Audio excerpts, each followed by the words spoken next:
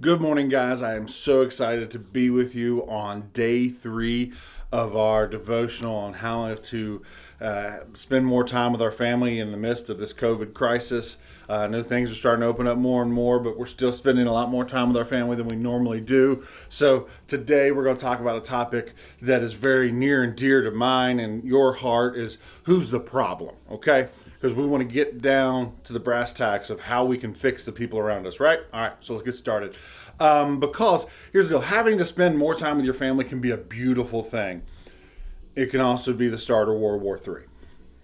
Just to be frankly honest, I know a lot of us, and myself included sometimes, when we spend more time with our family, especially our extended family, we can find ourselves in one or two boats.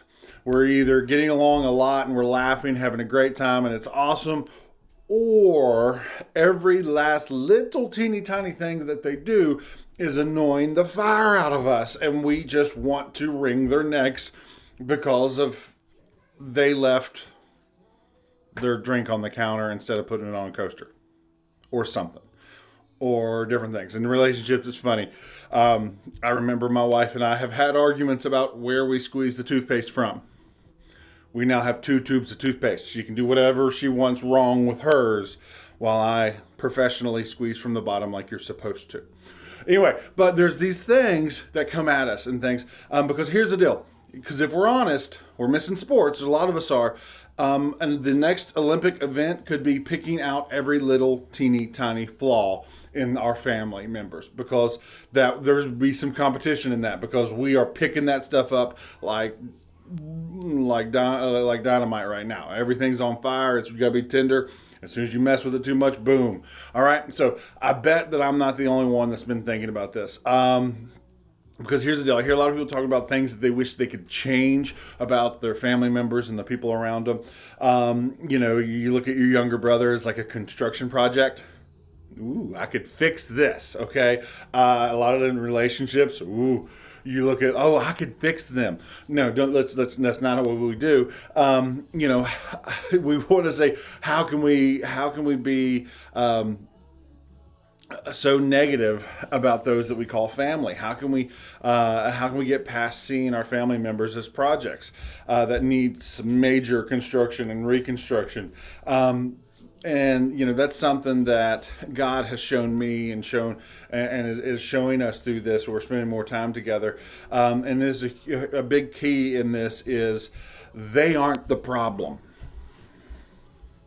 I don't like that. They aren't the problem. Although naturally it's easier to point out their problem, but they're not the problem. The skill I'm missing is pointing back at me. I can point at them real easily, but it's hard to point back at myself. And we're going to talk about David a little bit. David was described as a man after God's own heart. And he didn't become king of Israel by accident. He didn't point out the flaws of those around him and say, I'm so much better than them, so make me your king.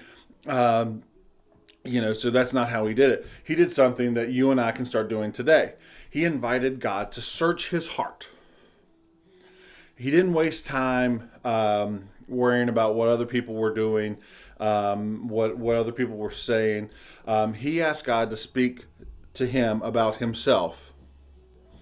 He asked God to speak to him about himself. Now, I can imagine how scary that might be, to ask the God of the universe, the one who knows everything, made everything, knows all, to reveal the darkness within our own heart. That could be a really scary moment. But David desired to become more like God. And I think that's our desire too. He was able to humble himself knowing that he was far from perfect. And guess what? You're far from perfect too. You're pretty awesome. You're made in the image of God, but you're not perfect. Okay? I told my son the other day, I don't want you to be perfect. I want you to be perfectly you. All right. He was far from being perfect, and he embraced what God had to say. So maybe this is something that you've never done before. Maybe you're afraid of what God might actually say and reveal to you if you do it. But I challenge you today to read Psalms 139, 23, and 24 and make it your prayer to God. Ask God to speak back to you the things that are in your life, because you'll be amazed at the difference it could be when you truly let God move the stuff out of your way.